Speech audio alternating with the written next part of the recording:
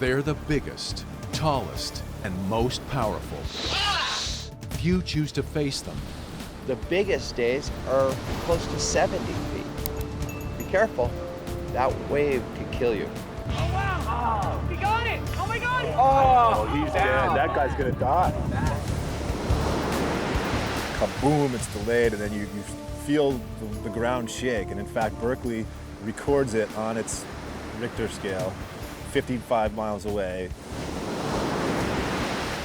It's known for probably the largest surf in North America. He needs to be able to get this boat out of here on one. Few try to understand them. So you have to model things at a large enough scale so that water behaves like water. And that's what we do here in this laboratory. Deep ocean tsunami wave actually propagates very fast. It's about 500 miles per hour. The atomic bomb cannot create tsunami wave because it's not enough energy. And even fewer can survive them. We're taking on one of our vessel. I don't know if we're going to be able to keep it above water. Over. Hold on! Oh no! Bad weather is good. There's a very real possibility that my friends or myself could be killed doing it. Yet all are in awe of the deadly force called monster waves.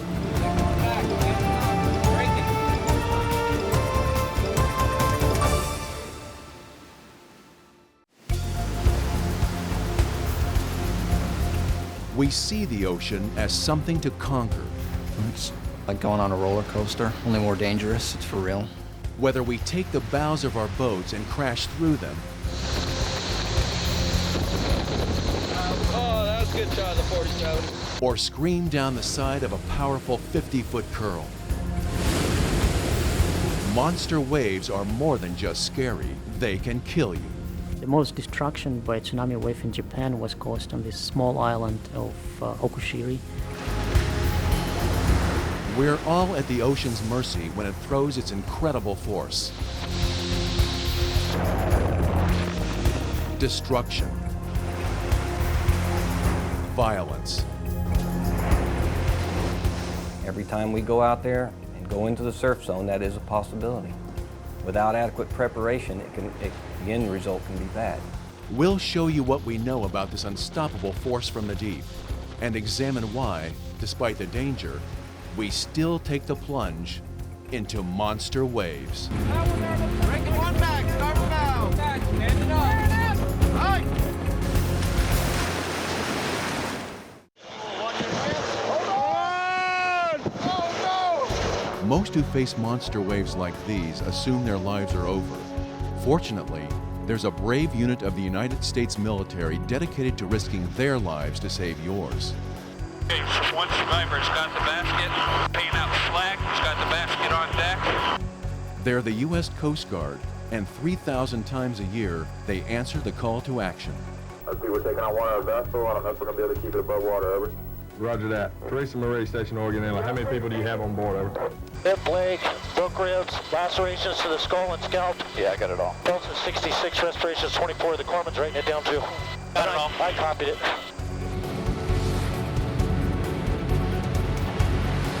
This is Cape Disappointment, Washington. It's home to the Coast Guard's National Lifeboat School. They call it the Graveyard of the Pacific. Break coming! Right. This is where the force of one of the country's largest rivers, the Columbia River, collides with the Pacific Ocean. Mother Nature has created the perfect training ground. If the Coast Guard had an equivalent to the Navy's Top Gun school, this would be it. The channel itself, the Columbia River main channel, is here. This is considered the bar area itself. The build-up, right here where the ocean swells meet the runoff or the ebb tide of the river. Typically a lot of water is moving out of this river, and a large swell offshore. Right here is the primary, what they consider to be the jaws, if you will. Founded in 1983, it's the only school in the country where search and rescue are taught in extreme conditions. Facing these deadly forces are 3 of the Coast Guard's powerful and resilient 47-foot rescue vessels. We'll get to a point where it's almost impassable on the bar and everything shuts down. It will get that large. And it waves anywhere from 50 foot and higher, even breakers of that size, so it can get as big as you like. I think the mystique is it's known for probably the largest surf in North America.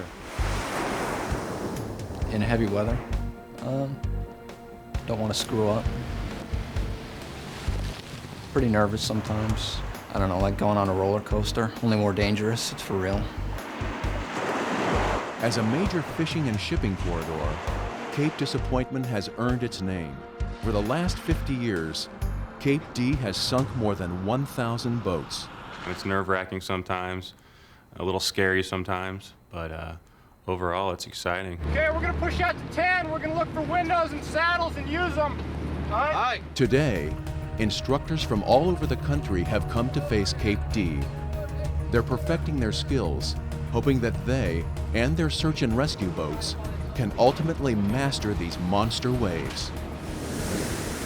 They might be the best boat navigators in their home ports, but out here, it's different. They're students, hoping to learn from the best and become the best. You're driving like it's the first time you've ever been on a boat. I know you've been on a boat before. Okay, drive it like you own it. Well, I looked at it as a challenge because of the conditions that we have fairly often here. My previous unit, we didn't have the ability to have conditions as consistent and as often as we do here. I was just looking forward to the chance to get out and drive in the surf and get more experience. Steering check, coming to port. Joel Abstetter is a 10-year veteran. Stationed at Grays Harbor, Washington for 5 years, he's now at Cape D to learn one-on-one. His instructor, one of the Coast Guard's premier heavy weather surfmen, Executive Petty Officer John Gray. Gray knows even the most experienced pilot can be intimidated. As soon as your bow rises, go right through to your forward detent. It drops. Sometimes they're just at awe, and it's hard to get them beyond that. You have to be able to do that also, to say, okay, now snap out of it. I know you've never seen anything like this before, but we're gonna be okay. We're gonna show you how to deal with it and how to walk away with a certain comfort level. Second one back, standing up, braking. All right. I'm getting a great deal of knowledge from the senior instructors and the rest of the staff here, so it's just going to continue to build my knowledge base and my abilities. Okay, pay attention to making your mouth stay square, okay? Standing up, bow, one more. What do we need to be doing? Bam, getting it there. These 870 horsepower boats are designed to face the worst of the worst. The pilots must be equally tough. If an unexpected wave attacks the boat, the craft is designed and capable of rotating a full 360 degrees. Every time we go out there and go into the surf zone, that is a possibility. Without adequate preparation, the end result can be bad. Right here is our center console. On the open steering station, we have our depth finder, also a speed indicator. We have an electronic display module.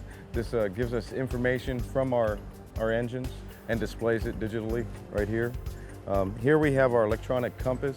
All of it is waterproof with the exception of the radar. That's why it is enclosed in this compartment here. That upper level, that's what you see, the big box there is the buoyancy box. That actually allows the boat to come back up if we do become inverted.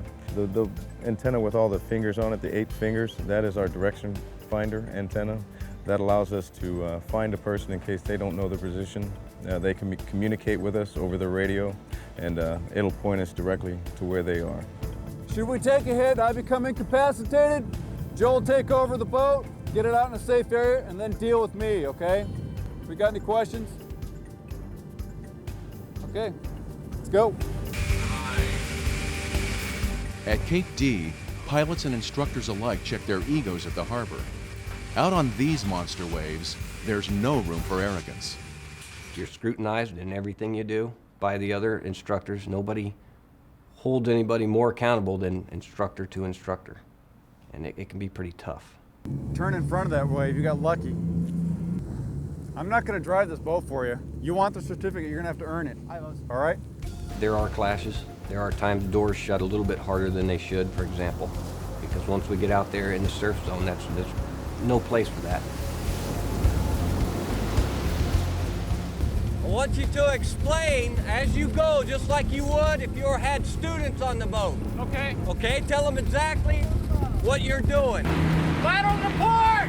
Aye! Coming up! We'll wait for the series to clear! Aye! Break coming! Aye! 3 miles from port, out in the heart of the training grounds, Instructor Gray is testing Joel Abstetter in a variety of critical boat maneuvers, taking the boat between and cutting through breaking waves at right angles. It's the most dangerous approach, but it's often the only way to get to a rescue site. Let's do it. Right. We're gonna push you out just a little bit, guys. Aye. On command, Joel's bow screams through the waves. Other times, in preparation for any treacherous ocean conditions he may face during a rescue situation, such as retrieving a man overboard, Joel confronts the monster waves backwards, stern first. 300 yards inside grade. Aye. Standing up. We do it by the numbers every time. If we dispatch a boat, if we're just out training ourselves, we still do things the way we teach them, regardless. Watch your water, watch your water. I watch that and make sure that they're doing that, and they understand how important it is. Our goal is to get outbound as quickly and as safely as possible. Pushing out! Aye. Coming up! Which has occurred in the past. He needs to be able to get this boat out of here on one.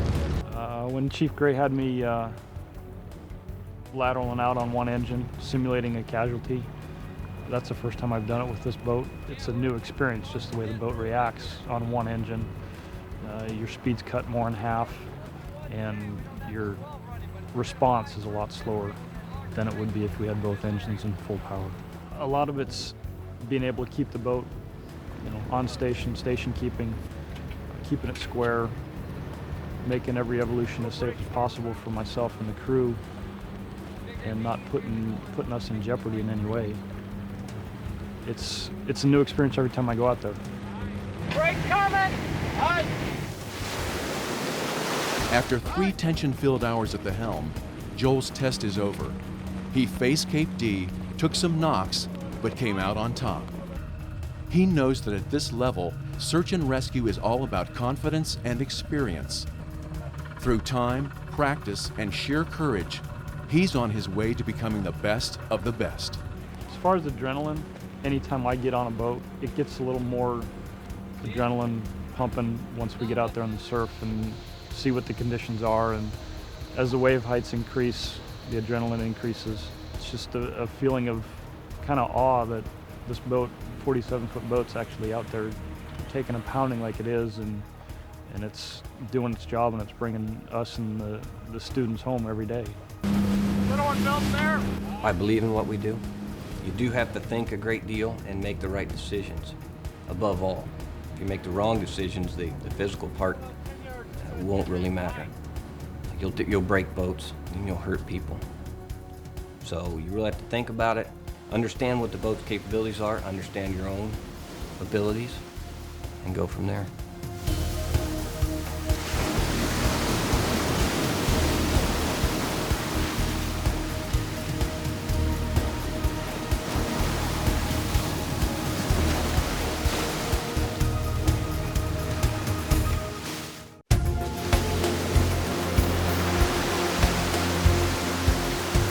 It doesn't make any sense. So why would you risk your life on a surfing wave? Well, because you just want to be on that wave. You want to ride it. And then the same thing goes for taking the picture. You want to get a shot of this wave. Now the safest place is to be on land, very far away.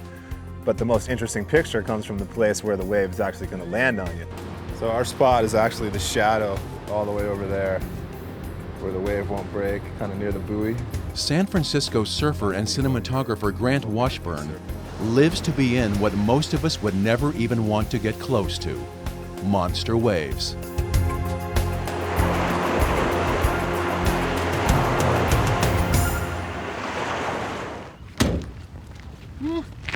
Magic board. 10 years ago, Grant was traveling the world surfboard under arm. He was on a mission to conquer the biggest waves he could find when he heard the San Francisco area had huge waves. I came to San Francisco on my way to go on the surf trip, and I literally stumbled into what turned out to be where I lived for the next 10 years because I had no idea that the waves were this good around here. And so when I got to San Francisco, I thought, oh my gosh, it's heaven, it's big all the time. For the next 8 years, he and a new breed of big wave photographers documented this location 30 miles south of San Francisco called Mavericks. I didn't know what I was going to do when I grew up, if you would, but when I went to college, I definitely had the intention of either being a writer or a filmmaker or something like creative like that, because I knew I wanted to tell stories. And surfing was just my favorite thing to do. I was lucky enough to be the first guy to show up here with sort of any idea that the waves were worth capturing, and the initial people that were discovering the place really weren't into films. I believed all along was that this story and the waves don't need a surfer or a surfing background to be appreciated. I'm back here early. Today, Grant is out in Mavericks with friend and professional surfer Jeff Clark. When Grant shoots, he's looking for the ultimate shot, a big wave ridden perfectly by a great surfer. And getting that shot has real risks. What makes Grant Washburn a good cinematographer is his ability to surf and to assimilate himself into the waves that break out here. He's a large man, and he has a very innate perspective of the way this massive wave breaks.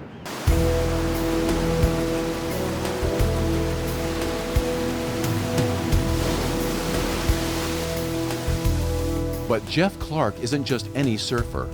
In the 1970s, Jeff was the first person ever to ride these monster waves. I was a senior in high school the first time that I surfed Mavericks. Me and a couple friends, they would no way get in the water with me the day I surfed Mavericks. We sat right here from this vantage point and watched Mavericks break. It happened so quickly that the time it takes a surfer to get down the face is very small. And the decision you make when you turn to catch that wave is the most critical thing you'll ever do. The story of Mavericks happens every winter when large ocean swells travel 2,000 miles across the Pacific Ocean to this 1 mile wide stretch of coastline. When they arrive, they collide with a 60-foot underwater cliff. The sheer force thrusts huge monster waves into the air. The unique thing about the big waves is that they're so rare and it's so hard to get the right angle. So it's not so much that this camera needs to be that special or that I need to have the greatest eye in the world. What I need to do is be physically capable of getting myself in the right spot, judging where the waves are going to be. It's an ARRI, we believe it's an S, which is just a standard model, and it's a cheap model. Grant uses a 30-year-old 16mm Aeroflex camera. It holds 400 feet of film, only 12 valuable minutes of actual shooting time. You know, this is it. You can make a whole movie with this if you were lucky enough to find one somewhere. Grant picked up his first camera 10 years ago. It's the same camera he uses today. It has history, but for Grant, he knows every time he goes out, it may be the last time he uses it. There's no way I can guarantee that I won't lose this. So I can try, but if the Zodiac gets flipped over and everything gets going down, it's going to be every man for himself and the camera at the bottom. And that's just part of the game. You take that risk, but that's part of the whole thing. So you get the reward of occasionally getting this sort of forbidden shot and this angle and this perspective that no one will ever see. I couldn't get very close to the waves if I weren't in a boat. The boat allows you to get out there, allows you to get in a position that you couldn't be in. You could bring extra film, you can have, some water, kind of things like that. And typically we're out here for the whole morning, if not the whole day. To give one a better perspective on how big and powerful Mavericks waves are, it's like being chased by an avalanche of water at 35 miles an hour. At Mavericks, 30-foot waves are expected. 50-footers are common. And when they crash, these huge walls of water actually shake the earth. You might think of it as a swimming pool landing on you. When the wave falls over, and certain waves fall over in a different way, but they actually hit so hard that there's a concussion and an impact, that will shake you. Like, it feels like a jet took off. It thumps, kaboom, it's delayed, and then you feel the ground shake. And in fact, Berkeley records it on its Richter scale, 55 miles away. Whenever the first swells start to arrive is when the first big storms go through the North Pacific, and that's the same for Hawaii and the same for the mainland of the United States. When this place still is, it's so intense and so dangerous that there aren't that many guys that are really interested in surfing it. So you have a place where the giant waves come and this sort of reef system exists, and it allows this amazing thing to take place, which is this sort of surfing spot for loonies. But we love it. There's not a lot of guys that love to do it, and it really is, it's a neat thing to be able to be out, out in the surf like this. It's a dream. That's my other job. Once everything is locked and loaded, it's time to roll. Big wave photographers like Grant shoot from boats and jet skis. The jet skis are used to tow surfers into the face of waves too big and fast to approach any other way. Big wave photographers do whatever it takes to get the shot from inside the big breakers. It's just everybody's out there together. The surfer, the boat driver, and the cameraman are all together. The boat's in the right position, and the light and the wave. All of a sudden, it comes together in one moment. But it's a tough thing to get. That's the commitment more than anything is what set me apart. I think there's a lot of guys that have come here with cameras ready to shoot, and if it didn't happen that day, then they went back to France or wherever they're from, and they didn't get it. And I was here every day for 10 years, and I got it. Mavericks has rung true with the biggest waves in the world. What we're looking at is waves that throughout the year are always 50 feet tall. The small days are 30, 40 feet. The biggest days are close to 70 feet. And that kind of mass moving through the ocean is something that you really have to pinch yourself when you're out there playing in that arena, because you got to remember, be careful, that wave could kill you. It will make you pay, and Mavericks always wins. The weather, the size of the waves, the sunlight. It's all out of a big wave photographer's control. Often in the morning, the swells start out modestly, but by the afternoon, they build. Slowly, surely, Mavericks comes alive, and surfers and monster wave photographers are ready. There's waves breaking everywhere out here. That wave, and there's one on the other side. Where's the spot? It's Mavericks, and it looks like the seas can turn rough, the winds can change, and the swells surfers dream of arrive. A pro like Jeff can catch them, but often he gets crushed.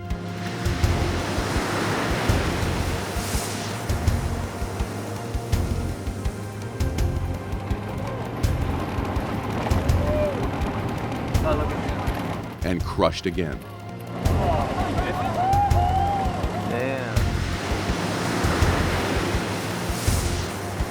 When the wave goes over the reef down there, the cracks are so big, when it passes over a deep spot, it's like an underwater waterfall that'll spin you down into the hole.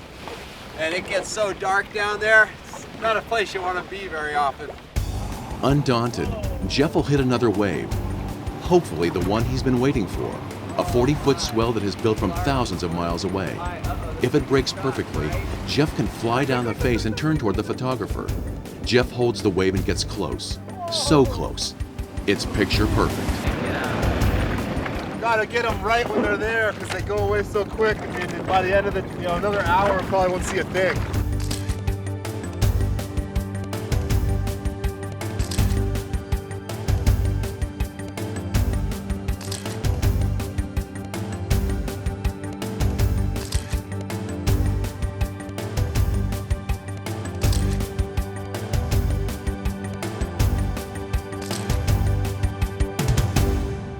Whether shooting from a jet ski or from a boat, what matters to monster wave photographers like Grant Washburn is that they're here. The water, the waves, a camera, and a surfer like Mavericks pioneer Jeff Clark. Day in and day out, he's in the water. He knows his element. He has a good eye for what is real in these giant waves. And he's not afraid of them. And that's the key, not being afraid to go play in this arena I've gone by him on my surfboard and he's swimming around in the pit, and I fly right by him knowing full well that he's going to get run over by this massive mountain of whitewater. There's a lot of luck involved in pretty much everything that has to do with filmmaking, and I think, you know, you can only take the skill and the experience so far, and then you need that luck to carry you through. Grant knows cinematographers will come and go. They'll try to shoot Mavericks, but to succeed, it takes dedication, courage, and above all, time. Precious time to capture a monster wave.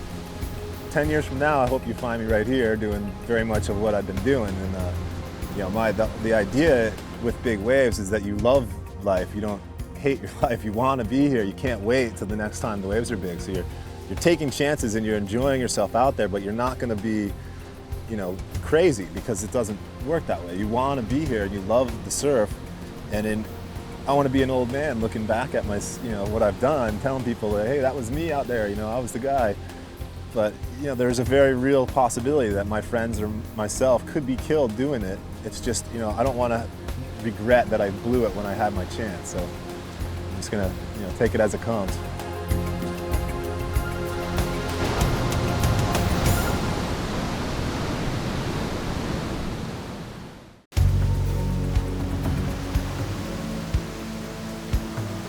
Disasters happen every day. Man caught in nature's wrath. It's an illustration of our helplessness against the elements. Hurricanes and tsunamis, and their consequent monster waves. When forces strike on the high seas, who's there to come to the rescue? It'll be 25 minutes before the motor lifeboat gets here. Meet the United States Coast Guard's first response team, the Advanced Rescue Swimmers. Faster than rescue lifeboats, they're the Guard's most mobile unit. And this is where they train, Cape Disappointment, Washington. Chief Instructor, Scott Dyer. We are constantly looking at ways to improve our training to make our air crews and rescue swimmers much more adept at their job, where they learn techniques that they're not going to normally learn at their own units. Cape D is a hotbed of activity for the Coast Guard. Lifeboat operators and rescue swimmers alike train here for search and rescue. The reason? It's where the heavy cold waters of the Columbia River merge with the monster waves of the Pacific Ocean. It's the perfect classroom. Bad weather is good. Cape Disappointment has a reputation of having some of the roughest sea conditions in the country. Traditionally, November and February, the winter months, are supposed to be the rough time. Obviously, we have no control over the weather, but we try to plan when we feel that the weather's going to be the worst. That's what we'll be working today, pretty much what you guys were working in yesterday, so you'll be washed out to sea if the helo has to leave you on scene. So, everybody make sure you got your lunch with you. Get washed out to sea, may be a while before we pick you up. Here at the school, we've seen Army Special Forces. We've also seen pararescuemen from the United States Air Force. We've also had Navy rescue swimmers as well as Navy SEALs come to our training. But this is the only school of its kind that I'm aware of. Aviation survival technician Dave Kroll. I've never been in waves like that before. And as you look out over the horizon, it almost looked like we were in a large bay because you could see mountains over the horizon. But if you look long enough, you could see they were actually moving, and it was just huge waves, and we were in awe. It was unbelievable. This morning, the swimmers are beginning their last training day. They're preparing for their final exercise, free falling out of a helicopter into the middle of the Pacific Ocean. But first, a lesson in swift water currents. We just said it, pretty much characteristics of the water. This gives us a little, mainly we deal in surf, so this swift water is going to give us a little more characteristics of the water. Learn about some eddies and just some of the attributes of the way the water runs. It's a little swifter and a little more unpredictable than what we're used to. Our entire advanced rescue swimmer school is based on building guys' confidence. Once you get over the fear of your gear and wondering if your gear is going to be adequate or not for the elements, once you get over that, then it is a big confidence builder to actually get in the water and see that the things you do learn in class do work. And Cape D simulates the roughest of open ocean conditions. Waves in this area have been known to top out at 50 feet. We have Coast Guard air stations from Puerto Rico all the way up to Kodiak, Alaska, and down to Hawaii. So we come from a wide and diverse area of the country. Most of the time, the Florida units, the tropical units, and the Gulf Coast units don't see seas these big, except maybe during hurricane season. You tell them how cold the water is, but until you physically get in and feel how cold it is, you really don't understand how cold 50-degree water can be. Mike, you get to go first. You're the tallest one. He's got his ferry angle and he's crossing the stream. Point your feet downstream. Point your feet downstream. There you go. He's getting toward the rock where he wants to catch the eddy. That's where he wants to be. He gets straight up with the current. Now he needs to get away from the rock a little bit. Attack it! Attack it! You start swimming for the eddy. Okay? That's how that works. Once the river training is complete, the class heads for the copters and their final exam. Their goal? Avoid shock or hypothermia from the extreme water temperatures and get their survivors out of the water in under 3 minutes. They probably haven't been in the sea conditions for their initial training that they're going to run into out here. So there's a lot of apprehension. And there's always, when you're going out with your peers, there's always a little pressure there to make sure you do extra well to show them how good you really are. You come out here where you have sea swells as much as we're hoping as much as 15 feet. The swimmer has to sit in the door and time when he jumps from the helicopter. And basically you want to jump into the wave, not into the trough. If you drop into the trough, you could be dropping for a long time. We got one coming in, swimmer's away, swimmer's in the water. Swimmer is okay, clear back and left 30, swimmer's at the 3 o'clock position.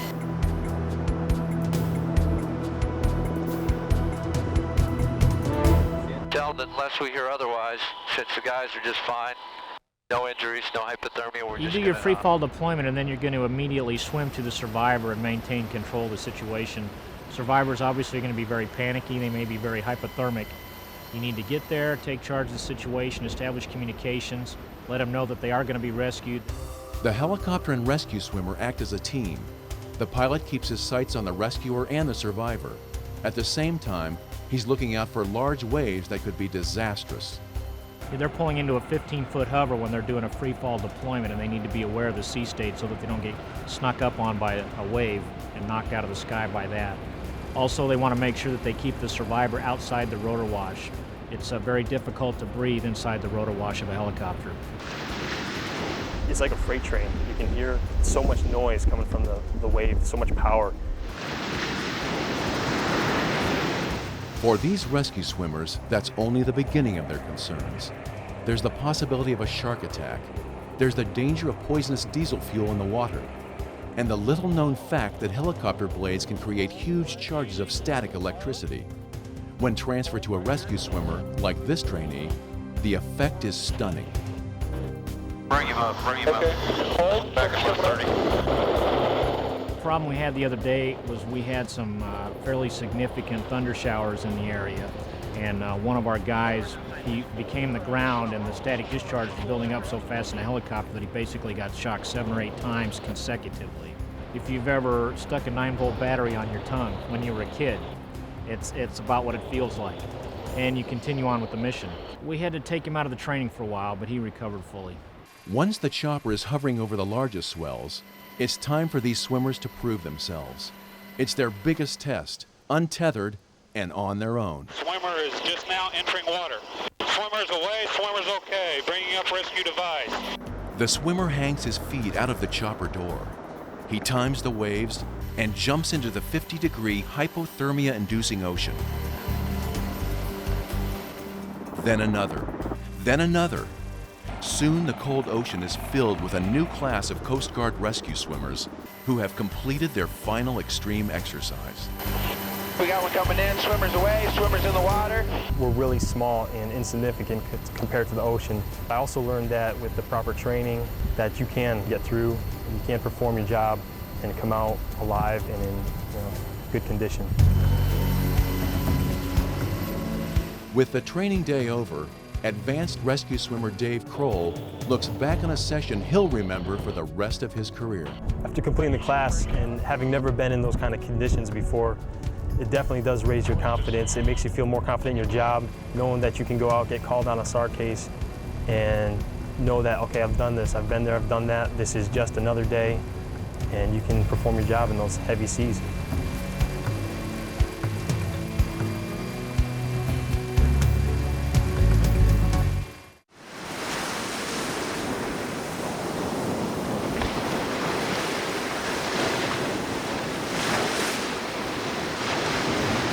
Every day of every year, millions of people around the world are on alert for tsunamis.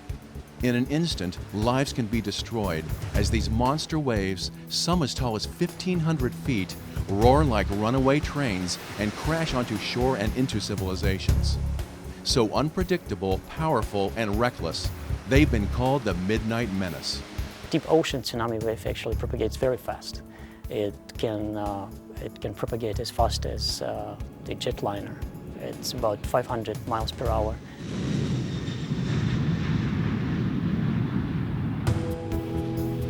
Over the last 100 years alone, tens of thousands of lives have been lost. For scientists at the Pacific Marine Environmental Laboratory, or PMEL, in Seattle, Washington, their challenge is to come up with an early warning system. The first step? Understand how tsunamis move and behave when they crash onto our shores. Vasily Titov is one of the world's leading tsunami forecasters. In Japan, for example, in 1993, the earthquake of magnitude 7.6 produced the wave that inundated the closest shore as high as 30 meters. What causes these huge waves that can be 5 miles deep? They're usually created by underwater seismic activity, such as an earthquake, underwater landslide, or volcanic eruption. The energy they create, the energy needed to generate a tsunami, is almost beyond belief. The atomic bomb cannot create tsunami wave because it's not enough energy in atomic bomb to create such a long wave that would propagate across the ocean. About the only predictable thing about tsunamis is where they occur. 4 out of 5 happen in the Pacific Ocean. Hawaii, for example, is in the middle of a tsunami hot zone, a seismically active area stretching from South America and the Pacific Ocean to Alaska and the Sea of Japan. It's called the Pacific Rim of Fire. In the past 100 years, Hawaii has been hit by 12 tsunamis. The last big one, in 1964, killed hundreds and caused tens of millions of dollars in damage. Frank Gonzalez, Director of Tsunami Research at PMEL. In the case of the Pacific Ocean, we've got one large plate. It's moving roughly north and west. Inevitably, it bumps up against a landmass. It gets stuck because you're talking about rock on rock. When it breaks, that's your very large earthquake. It's under the ocean. The earthquake lifts the ocean. The ocean in turn lifts, makes a big bump on the ocean surface, and that's the way that a tsunami is born. That tsunami can then propagate across the ocean towards Hawaii, towards the west coast, and of course, north to Aleutian Islands. That's the primary goal of our research here. We are not reproducing tsunami just for pure scientific purpose. We're trying to predict actual events.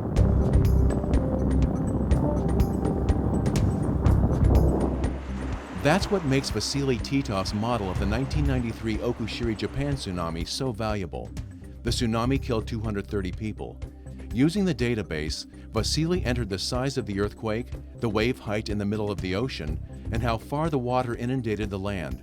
By doing this, he interpreted the tsunami's exact movements and created a precise 3D animation of the disaster. Well, for the waves that propagate across the ocean, we have some time because for the wave to reach Hawaii from Alaska, it will take about 5 hours, even though the waves are propagating very fast. It produced tsunami amplitudes of 30 meters and higher.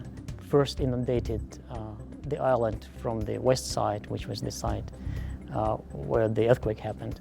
But then it went all the way around the island when we simulated this tsunami. And then we put together our model results with aerial photography and put together the animation of model results. We saw how close our simulation is to a real event. Knowing that, it builds our confidence that we can use models to actually forecast tsunami waves. Today, using this model, Vasily can anticipate how future tsunami may act. He can enter an actual or predicted seismic measurement and its location. His model will then interpolate the data into a visual representation of what areas will be most in danger. To date, this is the most accurate tsunami forecasting tool in the world. And now the picture is becoming even clearer with the deploying of tsunami buoys. They're gathering deep ocean data that will help detect tsunamis at their earliest stage.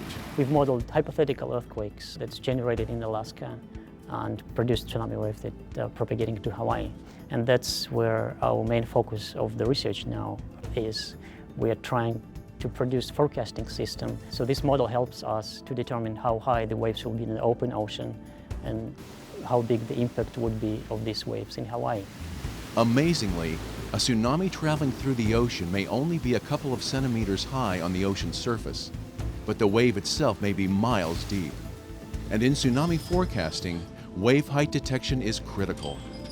Bottom pressure recorders placed 2 to 3 miles below the surface send wave data to the floating buoys. The buoys transmit the data to a satellite, which in turn sends the information back to PMEL. We now have 3 buoys in place, 1, 2, and 3. 2 off of the Aleutian Islands in Alaska, and 1 off of the U.S. West Coast. If you're on a beach in Hawaii or on a beach on the West Coast and a large earthquake happens in Alaska, what you really want is a measurement of any possible tsunami that's generated made between you and that earthquake source. 1964 was the last big earthquake that produced large tsunami. After 64, we didn't have any large earthquakes that created large tsunami wave propagating across Pacific Ocean. But it's going to happen. It's just a matter of when. It's not the matter of if. There's still a gap between what we know about tsunamis and what we need to know in order to predict them. But now, in the Pacific Rim of Fire, all of the technologies are in place for a first alert. And for those potentially in the tsunami's path, there's new hope. First of all, of course, I always keep in mind that the results of our study is to save life of people and to save some destruction. It's a big satisfaction when you see that these numbers that you're putting in the computer produce something that look very similar to what you can actually see in nature. We can never protect ourselves from this phenomena, but we can at least forecast the danger.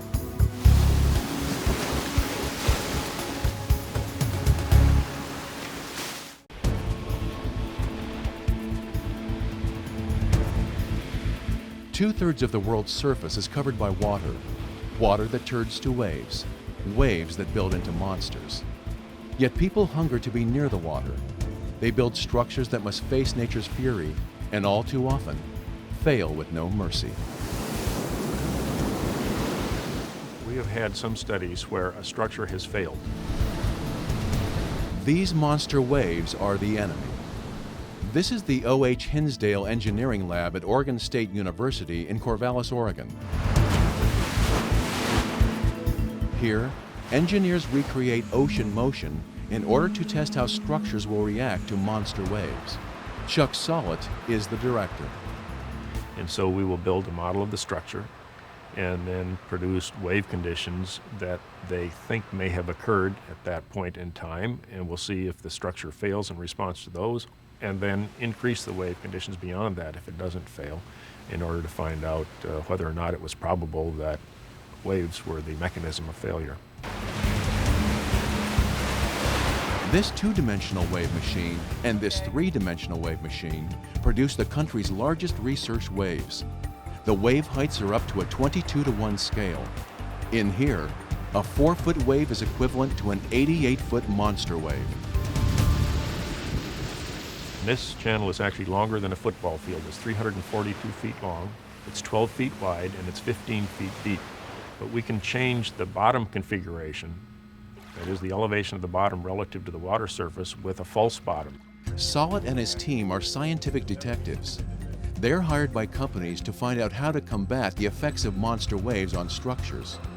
In this experiment, they've reproduced in small scale an undersea pipe where the rock armor has become unstable. Each of the 3-inch rocks here represent boulders weighing 750 pounds. The reason it has to be this large is what we often model the way that waves interact with ocean and coastal structures. And we're trying to design those structures to withstand the forces of the waves. So you have to model things at a large enough scale so that water behaves like water. And that's what we do here in this laboratory. You're not able to predict how large a rock it would be required in order to withstand a particular wave condition. And so we model that here. Maybe once in the design life in the structure, like a 1 in 50-year wave or a 1 in 100-year wave. This is a replay of a wave breaking over the surface of the Orange County outfall.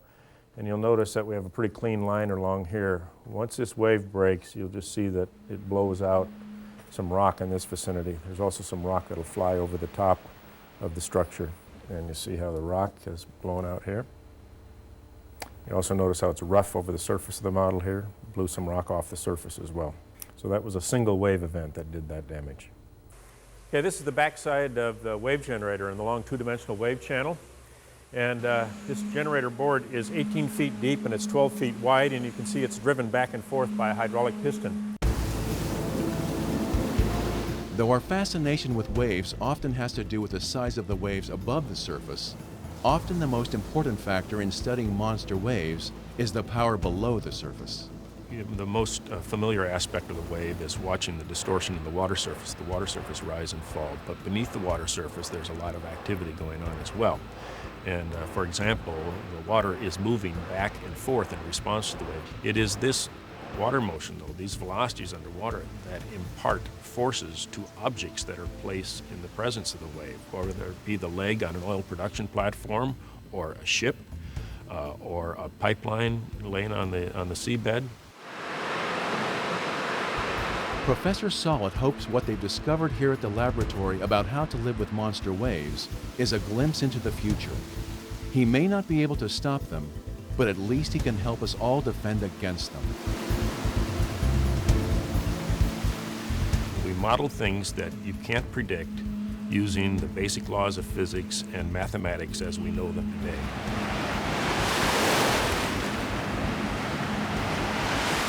Processes are so complicated that we don't have mathematical models that we can exploit and solve to predict what's going on. Looking at how waves interact with either the natural environment or the human modified environment.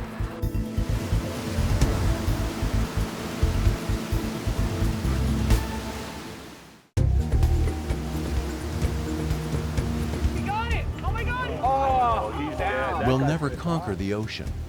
The raging power of the deep holds too many mysteries, and the paths of destruction it leaves in its wake is only a reminder of how little we know. Perhaps all we can do is try to understand what we're up against. You got to remember, be careful. That wave could kill you. Some hope to gain this knowledge through their own mortality. This place still it's so intense and so dangerous that there aren't that many guys that are real interested in surfing it. Others through saving lives. And still others through scientific study. We can at least forecast the danger, so we can save lives. But our lack of knowledge of the ocean doesn't affect the ultimate fascination we have with the power, the beauty of monster waves.